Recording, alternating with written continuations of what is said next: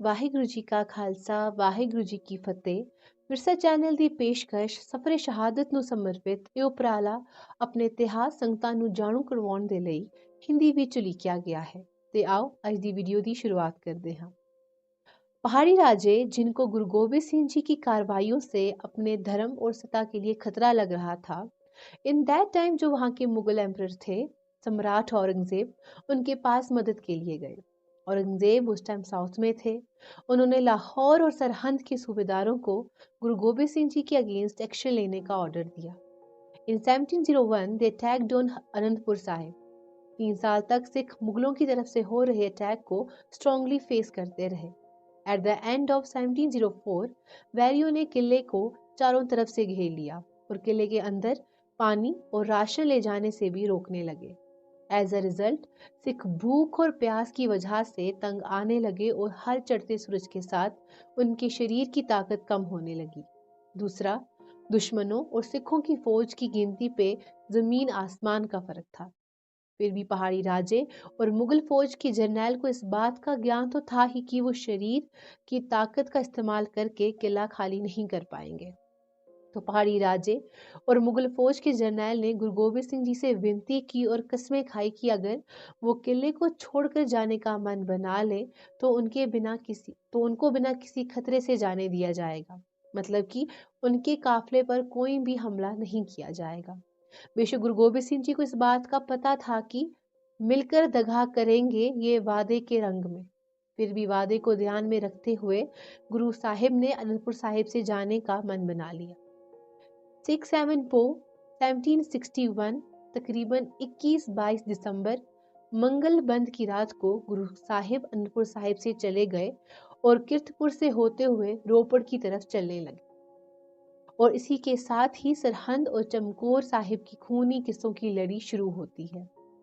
EC Arora अपनी किताब पंजाब का इतिहास के पेज नंबर 433 पे लिखते हैं कि ये एक ठंडी और बरखा की रुत थी जब गुरु साहिब अपने परिवार, 4 साहिबजादे, माता गुजरी जी और गुरु के महल और लगभग 1500 सिखों के साथ किले को छोड़ा। लेकिन फेमस प्रोफेसर हरबंस सिंह अपनी किताब गुरु गोबिंद सिंह जी पेज नंबर 110 पर लिखते हैं कि उस वक्त गुरु गोबिंद सिंह जी के साथ 500 सिख थे। जब ये काफिला सरसा नदी के पास पहुंचा तो पहाड़ी राजे और मुगल जर्नैल ने कुरान और गाय की कसम को तोड़कर एक बड़ा हमला बोल दिया। पहाड़ी इलाके में बारिश की वजह से सरसा नदी में बहुत भयानक सैलाब आया था। इस तरह गुरु साहिब को कवर कर लिया जैसे 1899 में ट्रांसवाल की जंग में जनरल क्रियोसब्योर 400 आदमियों के साथ अंग्रेजी फौज के बेशुमार सिपाहियों के घेरे में आ गया था। एक तरफ नदी थी और दूसरी तरफ पहाड़। फिर आखिरकार उसे अपना आप अंग्रेजों के हवाले करना पड़ा। ऐसा ही कुछ हाल उस वक्त गुरु साहिब का था। आगे की तरफ ललकारे मारती हुई नदी और पीछे से आ रही शाही फौज। लेकिन साहिब कमाल गुरु गोबिंद सिंह जी जनरल क्रियोज नहीं थे जो अपना आप मुगलों के हवाले कर देते। गुरु साहिब और उनके सिंह मैदान में उतर गए। सरसा नदी में घमासान युद्ध हुआ। कुछ सिंहों ने हिम्मत की और माता गुजरी गुरु के महल और साहिबजादों को नदी के उस पार ले गए। गुरु साहिब और उनके सिंह घोड़ों के साथ नदी में कूद गए। सरसा नदी पार करने के बाद सिंह अभी इकट्ठे ही हो रहे थे कि आगे से रोपड़ के रंगड़ों ने हमला बोल दिया। लेकिन गुरु साहिब ने इस नई आफत पे भी जल्दी ही कंट्रोल कर लिया। फेमस हिस्टोरियन डॉक्टर गंडा सिंह लिखते हैं कि रोपड़ तक सारा परिवार, माता गुजरी जी, गुरु के महल और साहिबजादे एक ही साथ थे। शहर में दाखिल होने से पहले ही गुरु साहिब ने अपने महलों को एक सिंह के साथ दिल्ली के लिए रवाना करवा दिया। बेशक गुरु साहिब ने रंगड़ों के हल्ले को जल्दी पिछाड़ दिया। फिर भी इस अचानक हल्ले के कारण पैदा हुई गड़बड़ के दौरान माता गुजरी और छोटे साहिबजादे बाबा जोरावर सिंह जी और बाबा फतेह सिंह जी काफिले से अलग हो गए। गुरु घर के रसोइये गंगू ब्राह्मण के साथ किसी और तरफ निकल गए। गुरु साहिब ने माता गुजरी और साहिबजादों की बहुत तलाश की।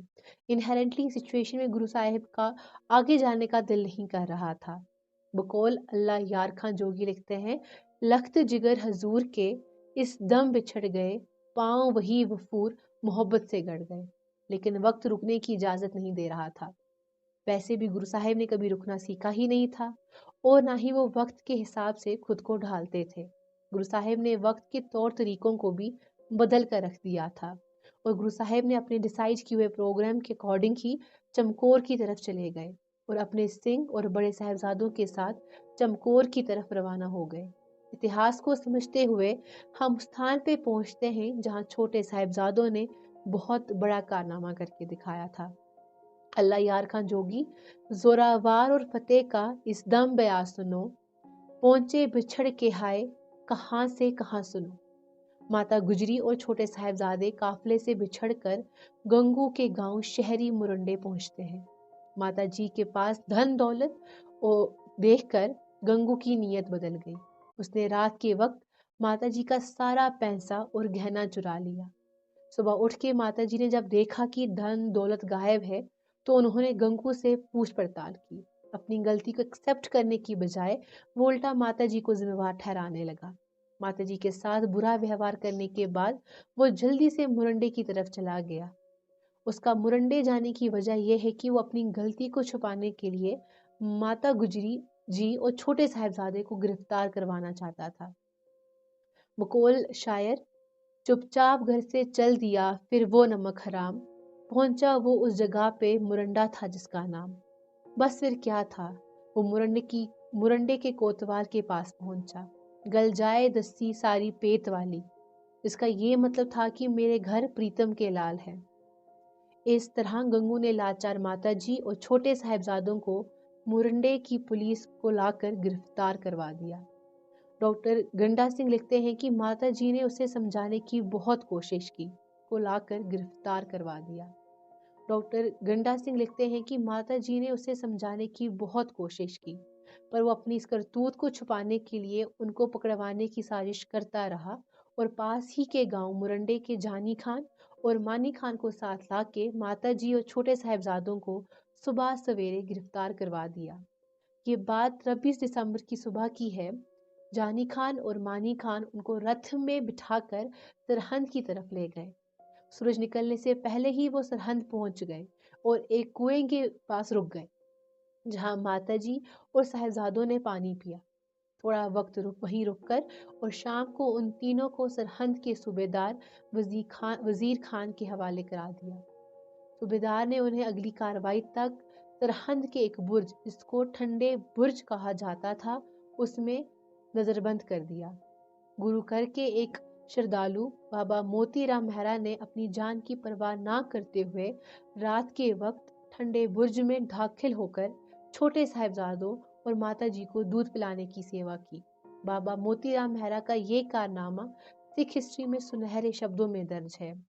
यहाँ ये बात एक्सप्लेन करनी जरूरी बनती है कि गुरु गोबिंद सिंह जी की तरफ से अनंतपुर साहिब के किले को खाली करने की डेट को लेकर इतिहासकारों में डीपली डिफरेंस ऑफ ओपिनियन है। ऐसा ही साहिबजादों की शहादत की डेट्स में भी हिस्टोरियन इंश्योर नहीं है।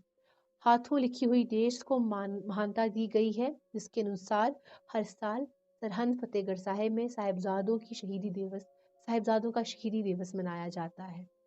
वाहिगुरु जी का खालसा, वाहिगुरु जी की फतेह।